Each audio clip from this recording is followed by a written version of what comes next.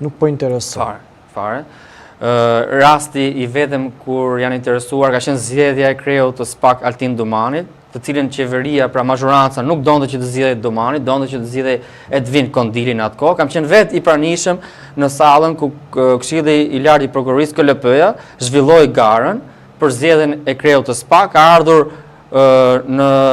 në pjesën ku po jepnin pra platformën e tyre, po shpalos platformën e tyre kandidatët asaj kohe, Altin Domani, Edvin Kondili, Adnan Xholi etj.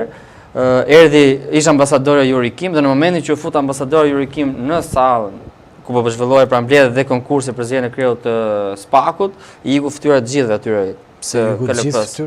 Patjetër. Kam qenë vetë i pranishëm dhe kur u zgjodhi Altin Domani, disa prej tyre e ngritën dorën gjysmë sepse kishin frikë që mos zgjidhet si mamarin. Domethënë urdhrin e kishin nga mazhoranca të zgjidhej filan person, ndërsa para se të bëhej votimi, ish ambasadori Yuri Kim i thirrën një dhomë të gjithë bashkë anëtarët e KLP-s, pasi votonin ato për zgjedhur Altin Domanin, i mbajti rreth një orë 40 minuta diçka të tillë. Mbaj mend se kam qenë vetë, kam raportuar, ka qenë një ndër raportimet e mia të para sa kishte filluar punën time në terren si gazetar i kronikës së Zezë.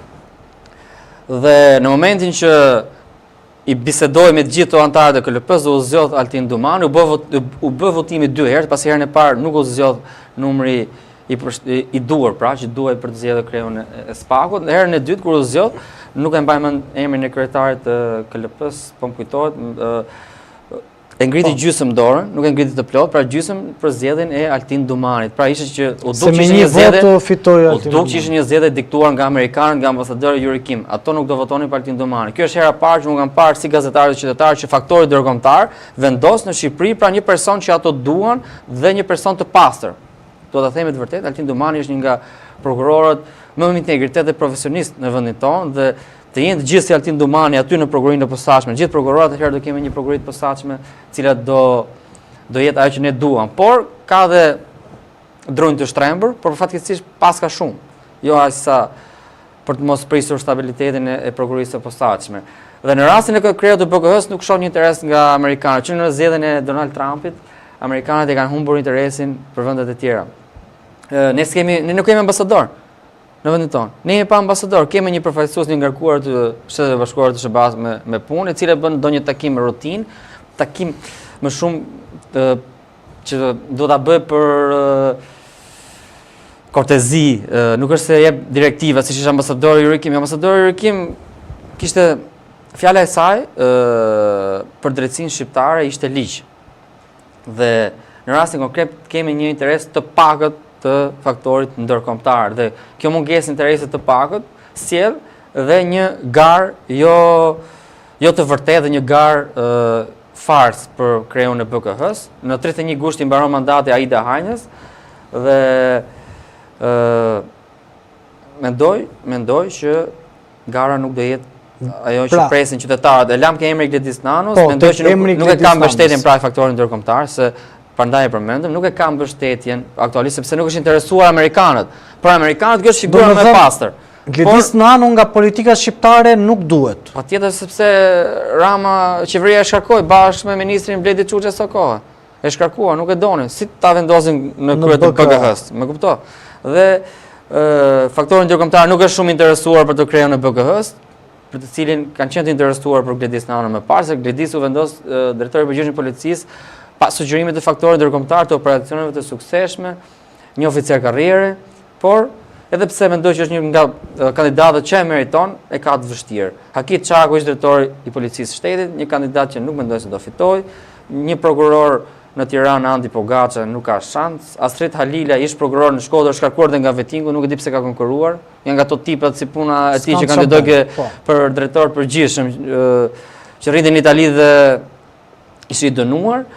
Gentian Doj, drejtor për hetimin në krimin ekonomik policinë e shtetit, nuk mendoj, kandidat pa potencial. Mauricio Seldia dhe ky një inspektor në Agjencinë e Mbikëqyrjes Policore, pra inspektor do më bëj drejtori BKH-s, nuk ka shans. Marinela Pilinçi, një oficer e policisë gjyqësore në Progrades, nuk ka shans. Nevruz Ndrejoni, oficer OPG Elbasan, Miklovan Kanani, hetues aktual në BKH. Mendoj që është garë. Lufta më e ashpër, të paktën si e shikon ti, është midis ju e thatë pak emrin tuaj që mendonin që do dali fitues. Por po e marrim a priori, diskutojmë kush janë emrat që do të përplasen më fort për këtë post. Dhe duhet më shpjegosh, a ka një luftë edhe në qeveri për emrin që duhet zgjidhet? Si do procedohet për të ditur dhe pak më shumë informacione se çfarë po ndodh? Nëse do jap mendimin tim personal, profesionalisht, në bazë të meritës, formimit e të gjitha, mendoj që meriton Gledis Nano. Por nuk e fiton për shkak se nuk është garë e vërtet, edhe nuk ka mbështetje. E thash që numri 2 aktuali i BGH-s, Zvendësi i Aida Anjës, është kandidati potencial për ta fituar, edhe për shkak të eksperiencës, pa dashur ta paragjykojmë sepse mund të jetë një drejtues i Zotit. Por do të themi edhe faktin që Byroja Kombëtare e Hetimit është një institucion shumë i rëndësishëm. Mund ta shohim si një institucion që ndihmon SPAK-un, jo. BGH është shumë e rëndësishme. Çfarë roli ka BGH-s heton gjithë hetimet procedimet që nis prokuroria e posaçme SPAK-u. Prokurori thjesht delegon punën. Hetimin e bën gjithë hetuesit e BGH-s. Të gjithë hetuesit e BGH-s bën punën kryesore. Ato janë të rëndësishme dhe dalin informacioni nga një hetues i BGH-s është shumë e rëndësishme. Janë 60 hetues BGH në Byronë Kombëtare të Hetimit, të cilët merren me hetimin e dosjeve veprime procedurale hetimore, të cilët delegohen nga prokurori. Ato kanë detyrën kryesore, janë shumë të rëndësishëm dhe ajo që nuk mua më bën përshtypje dhe nuk më ka pëlqyer asnjëherë është ka qenë gara për përzgjedhjen e gjithë hetuesve të BGH-s, ku aty ka edhe persona që nuk kanë pasur përvojën profesionale për të qenë drejtues, pa dashur të hedhin poshtë punën e disa hetuesve të nderuar, se ka dhe hetues të nderuar BGH, profesionistë që e bën punën siç duhet, por kjo do të ishte shumë e rëndësishme, zgjedhja e hetuesve të BGH-s, kanë punën kryesore, edhe pse i delegon prokurori. Një informacion të dalë nga një hetues BGH për një dosje të caktuar ku mund të jetë në hetim një ministër i rëndësishëm, a një personazh politik i rëndësishëm, prish komplet hetimin, e kupton? Fillojnë ndërhyrjet e gjitha dhe atëherë drejtësia nuk është e pavarur. Dhe prandaj shumë e rëndësishme është zgjedhja e drejtorit të Byros Kombëtare të Hetimit, nuk është aq e thjeshtë saç duket. Prandaj po bëhet kjo luftë e ashpër. Igli, para se të kaloj përsëri tek tema, doja të falenderoj secilin prej teleshikuesve që na ndjek këtu në Antena Televizion, në emisionin Sinjal nga unë Ermal Peçi, por që shpërndan Antena Televizion qoftë në diasporë, qoftë në Shqipëri, por dhe që komenton dhe jep mendimin e vet. Igli, doja të kthesha pak tek tema. Kjo pjesë të doja të më bëjë një përmbledhje se si ka bashkëpunuar SPAK-u me BK-n. Pra, deri në këto momente, çfarë note i vë bashkëpunimit SPAK-BKH?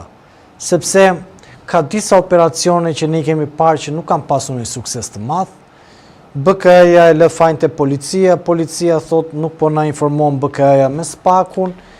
Si njeri dhe profesionist që e ke ndjekur hap pas hapi aktivitetin e SPAK-ut, aktivitetin e BK-s, por dhe aktivitetin e policisë. Çfarë mund na thuash pak më shumë mbi edhe drejtuesen që do të lëj tashmë detyrën, një not, një përmbledhje? Në bisedat që jemi zhvilluar gjithmonë bashkë për tema të ndryshme, na karakterizon fakti që i themi gjërat hapur, do të them hapur troçet në të rast. Në shumë operacione dhe kur kanë dalë informacione për mega operacione, sepse ka diçka në gazetarinë shqiptare,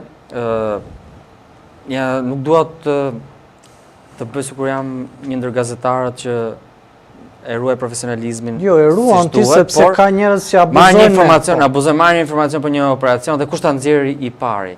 Dhe këtë bën gazetarët që kanë vite që mbulojnë drejtsinë apo kronikën e zezë. Jo ne që jemi të rinj. Pra kush ta nxjerrë lajmin i parë, orë nuk e kuptojnë. Ato mega operacion që zhvillohet e bën SPAK-u, e bën policia, e bën BKH, nuk e bën disi gazetarë dhe nxjerrin dhe ekskluzive SPAK operacion në Fierë, në Tiranë etj. Të përfundojë operacioni, të përfundojë me sukses, prandaj dalin do për operacionet pa përfunduar, sepse marrin vesh nga ekrani. Ato personazhe botës së krimit që janë shpall kërkim. Dhe nga dalin të informacione nga këto të BKH-s. Hetuesit e BKH-s, brenda BKH-s janë burimi kryesor i gazetarëve të kronikës së zezë. Do t'rregoj një rast. Një rast i cili më ka prekur shumë dhe po bëhet një dokumentar për këtë rast, vrasja e 15 vjeçarit Martin Cani, ku u përfol dhe emri i djalit të një hetuesi të BKH-s. Të gjithë gazetarët që mbulojnë, pra, thashë që na karakterizon të flasim hapur, që mbulojnë SPAK-un, askush nuk e përmendi emrin dhe nuk është marrë me këtë person. Sepse ai hektues BKH ato e shohin si burim. Është e turpshme, është e frikshme, që unë si gazetar nëse do ta bëj këtë gjë deri më sot, nuk dal më në asnjë ekran, nuk e lej profesionin direkt, që unë të bëj kompromis për një burim, për një informacion dhe të mos bar vërtetën e një 15 vjeçari, i cili ka humbur jetën dhe familjarët e tij sot me dhimbje kërkojnë drejtësi dhe mos them të vërtetën se kush është i përfshirë dhe të mos përmend një person sepse është një hetues një BKH dhe e kam burim, kjo është skandaloze. Jo vetëm në rastin e BKH-s, apo dhe të SPAK-ut, prokurorëve, apo dhe të policisë. Kur në profesionin tim nuk kam punuar në këtë lloj mënyre që të mos zjerë informacion se më humb një burim. Burimi kryesor për ne, gazetarët, janë qytetarë dhe e vërteta.